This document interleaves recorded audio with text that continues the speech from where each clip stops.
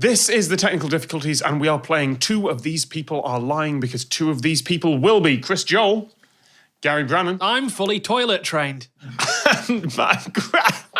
Okay, that got me.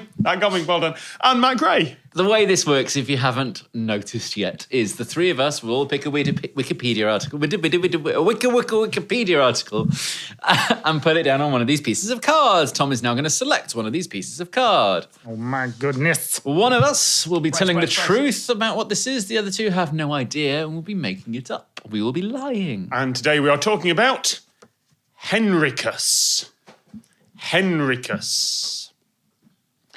Chris, could you please tell me about Henricus? Noted ancient Roman, not ancient Roman. There's not really ancient Rome. Is it ancient Rome? Yeah, ancient Rome, actually. That rings true. I mean, if he was modern Rome, that'd be... Yeah, noted Caesar era Rome. There we go. Qualifier, drunkard. Nice. Okay, noted drunkard. Gary Henricus. A horse. Henricus the horses. Yeah. You know what? I'll ask for follow-up details later. That's how this works. Matt. Also known as Henricopolis. Oh. It is a settlement. Or was a settlement. I should have said was. Was a settlement. All right. Gary. Yes. A horse. You wish for more information? Well, yes. Is it an ancient horse? Is it a modern racehorse? Is it just some horse? What, just a piece of Can horse? I say, strictly adhering to the categories you have outlined there, none of those. Ooh. Oh. You said, is it an ancient horse, is it a modern racehorse, or is it just a horse? It is none of those. It's an old racehorse. Okay. It won the Grand National in 1899 Right. and is notable for being the last horse that was able to go round fences and win. Go round fences. Well, yeah, because the rules of steeplechase hadn't been formalised by that point, and no one had thought about what happens if a horse just decides to dodge the Get fences through and so. with its rider still on it. So the Oh, horse that's amazing. was completely out of control. Didn't obviously there are cases in yeah, you have a loose horse. Yeah, you have a loose horse, but it's normally shed its rider. Whereas in this point, the rider actually stayed on but couldn't control the damn horse.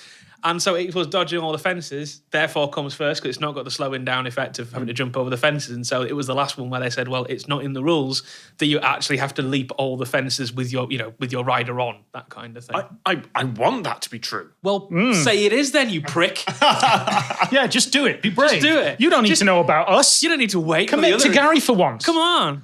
All right, first horse, the last horse. Correct. To go around rather than over and Yeah. still be allowed It was to the win. point then that they changed the rules. All right. Chris, a Caesar-era drunkard. Yeah. So, just after birth of Christ sort of time, early ADs, guy is born in Gaul, sees what's going down in the Holy Land and thinks, yeah, you know what? There's some rubes for the taking here. Has a sort of relatively uneventful childhood, picks up the bottle a little bit in northern France, but obviously this is the era of occupation. You can move slowly if you have to. So he decides, right, I'm going to find the centre of empire. I am going to start my own personality cult. I'm going to become the guy. Henricus will echo through the ages. Jesus, just the warm-up act. I know what I'm about. Manages to make his way over about the next 10 years to the centre of the empire in Rome, by which time he is, as you'd imagine, well tanned. Knows his way around, knows what's going on. Sets himself up with this little cadre who've been following him as the stories have been getting grander and grander. Don't you know I came from Gaul and X happens there? And of course, the next place you go to, nobody knows that. And you continue this, and you continue this, and you continue this. Eventually washes up in Rome with this cadre of 40, 50 people, whatever else, at which point the empire goes, excuse me? Yo, what? Pontificating on the steps, debating people as they did. Completely takes the rug out from underneath him. Everybody gets thumbs down, lions, the whole bit, at which point he takes to the bottle, famous drunk, still shouting at the orators. I can't tell if this is a brilliant historical story or your plan if you get sent back in time. What do you mean sent back in time? What Did you know I'm from the north? Having came down here, it's taken him all the last 6 months to get here. Found his way to the seat of empire, Yeah, which is that's obviously Matt's kitchen. And Boris is going to feed me to the lions. Yeah. Topical. Well, that'll be out of date by the time that goes out. Yes. Right. I have 0 follow-up questions. It was an excellent story, well told. I just am completely unable to tell if that is something you made up or if that is just a really good telling of an article. Tom, you know that's the game. Yes! Matt, Henricus. It's going to seem really boring compared to that now. But it has a slight bit of interest in that Henrico, or Henricopolis, it has a few names, was one of the first settlements in the New World. So it was in Virginia. Okay. And it doesn't exist anymore. No one's quite sure where it was. But there is now a Henrico County in Virginia, which is named after it. Huh. And in its place now is, near it, is a living history centre, it said. And I assume that's like Beamish. Yes. Like people. Load of reenactors and... Yeah. So, you okay there, Gary? North American Beamish. It's a bit like Beamish. Is how they market it.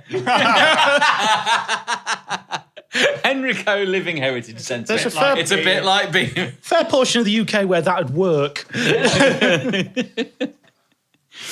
What else did it say about it? Oh, it's near to where Pocahontas grew up. Man, that's difficult. Wow. Well done, everybody. Well done, everybody. Well done. Good innings. Seen him right off. I'm genuine. The thing is, I don't have any reasonable follow-up questions on these either, because you have told the entire history of a man who may or may not have been Henricus. I just don't think... Okay, Gary, I'm really sorry. There's no reasonable follow-up questions except for you I haven't struck you out yet.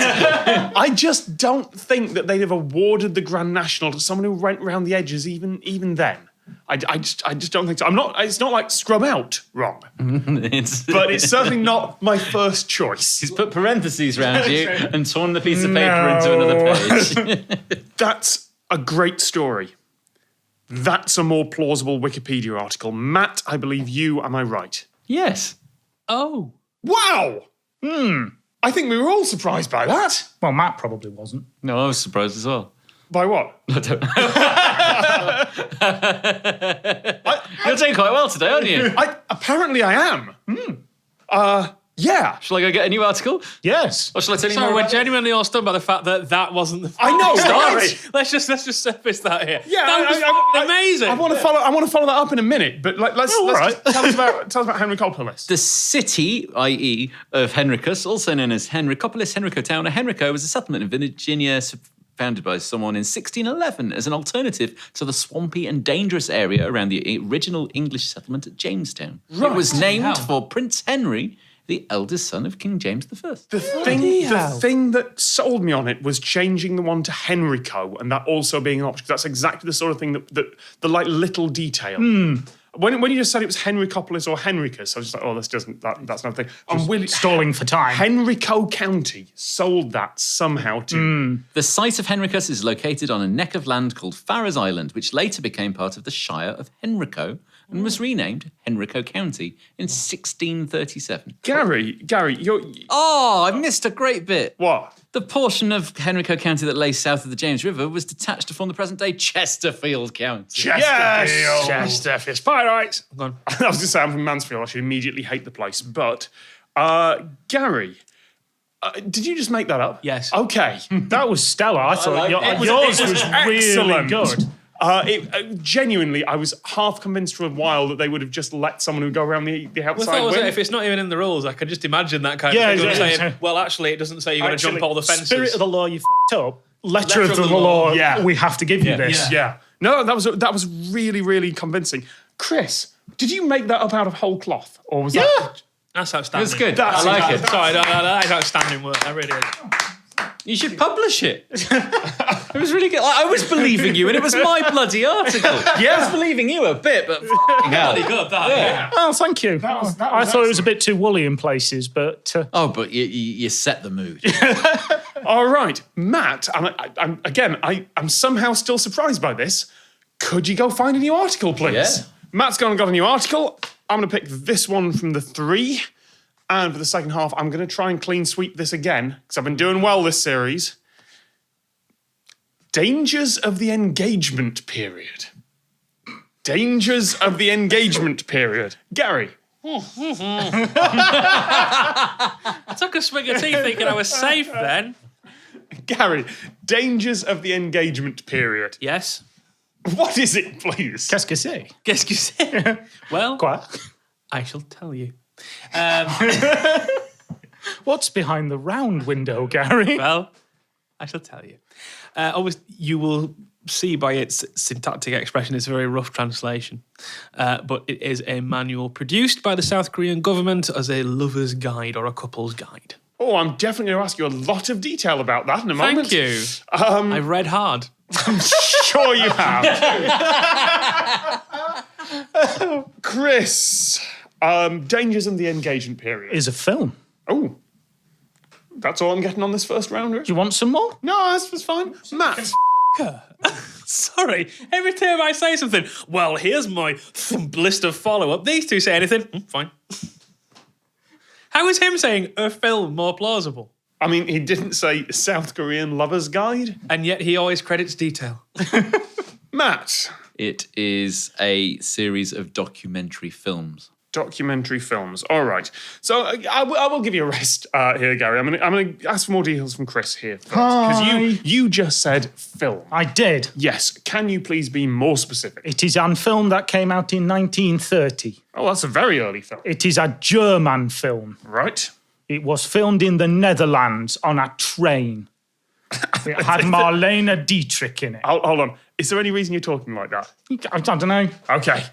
I did something different last time. Can I do something different this time? Sure. Yeah, so those are some more details. Do you want me to string them together? Or do you, Yeah, go on.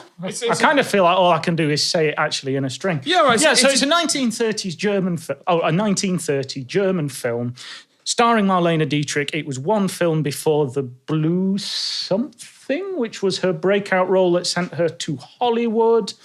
It was filmed in the Netherlands. It's set on a train. It is about the dangers of engagement because they're on a train that gets derailed. She falls in love with the Baron she's been sharing the coach with, or somebody of rank.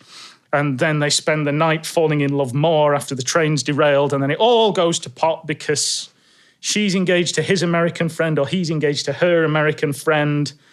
And then I assume they finish the film with Marlene Dietrich marrying this guy.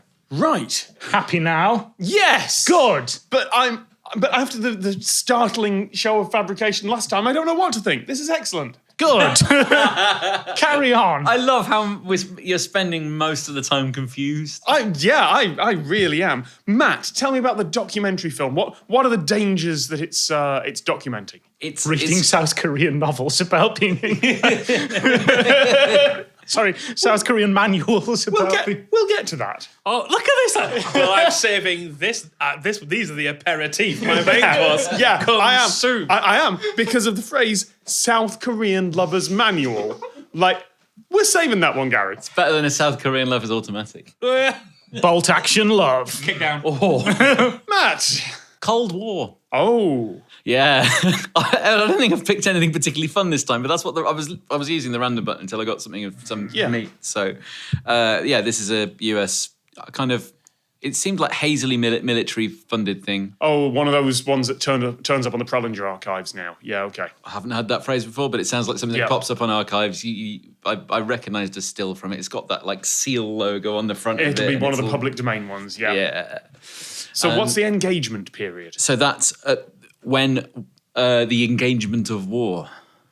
Ah. So when they believe that they are engaging in it, it's one of those, duck cover, hide in your bathroom kind of things, but a list of all the dangers of what they could do, even if it's not necessarily nuclear, because they have enough nuclear specific ones, but all the other kind of ways they could attack. They could be commies in your area. entire section called Red Dawn. This is Red Dawn. Red on Your Street, it said. Close enough. All right, hush my smart mouth. I know, it's to think that they say it in such phrases and that. All right. That's, we've got some strong ones here. And then we have a South Korean lover's manual. No, I'm teasing If you you about... use it right, that's a strong one too. Yeah, I'm teasing you about this, Gary, but honestly, if your brain came up with South Korean lover's manual on its own, I realise I say this sounds implausible, but also, I don't think that's something, if it was about trains, if it was about... South Korean train lovers manual. If it was an old Yorkshire Train text- shagging? You okay there? He's been spit taking for 20 seconds now. I had two problems there. Number one, I was laughing and I had tea in my mouth. Number two, I need to descale my kettle, so I didn't really want to swallow it either. Lovely. If you've come up with this, this is not me saying this is implausible. This is me saying this is going to be good. Yeah. Either because it's come from your head or because you went through Wikipedia until you found South Korean lover's manual and then went, do tell. Produced by the South Korean government in the wake of the Korean War, because you had a lot of, well, all right, let's say it's blatantly sexist, isn't it? It's a lot of the target audience was young girls who were getting engaged to American soldiers. The problem being then is that the American soldier inevitably moves home, it all breaks down, they get very disappointed, it's causing all sorts of, what you would call today mental health issues. So the point was to point out, if you're getting engaged to someone and you are very much in love and you get engaged and it's all fine, actually, he might go home, it might all fall apart, you will be very disappointed in love. And these are all the things that you should be thinking about when you're on your path to getting married. So it's kind of marriage training sort of thing as well. So a lover's guide is one way of putting it. Another way is it's like a marriage training and also kind of warning text that says, if you're going to get engaged to a GI, bear in mind, he might already have a wife, go home, leave you, dump you. Or if you are going to stay with him, here's all the things he needs to know when he's in Korea. Here's all the things you need to think about as a couple. I want it to be that. Yeah. And you thought it was going to be about f***ing. That's That's chapter 3. This is without doubt the most difficult one of this entire run. Good Lord. It's almost like we've had some practice. Yeah, and I should have had some practice, and I've been picking this quite well so far, but I just don't know. Which chapter's that? 4. Marley and Dietrich. Yeah. I think the dates are right. I like the story around it. I just don't... something in that doesn't feel right. You okay there? Matt, Red on Your Street is Awesome. almost entirely convincing, but I don't think engagement period is the sort of thing the US military would use for that. And I think this is the first time I've done this in this whole run we've filmed in this block. Gary, I think it's you. Am I right? No. The one time I go for your option, Brannan. The one time. The one time you give me time to think of something. Right, okay. So we're down to the Marlene Dietrich film or Red on Your Street. Chris. Filmed in Scheveningen in the Netherlands, well reviewed by Lotte Eisner. Points to Chris. Can I tell you, Matt? Red on Your points to Street. Gary. Points to me. Yeah, point to Gary. Point to Gary. Red on Your Street. That was the detail was that nearly brilliant. made me go for. Are you okay there? Cattle. Cattle? He needs to descale his cattle. cattle. You need to descale your cattle. It was fine earlier though, wasn't it? We're all right. Thank you very much, gentlemen. Congratulations to whoever won. I haven't been keeping track of the scores, No. and you shouldn't have either.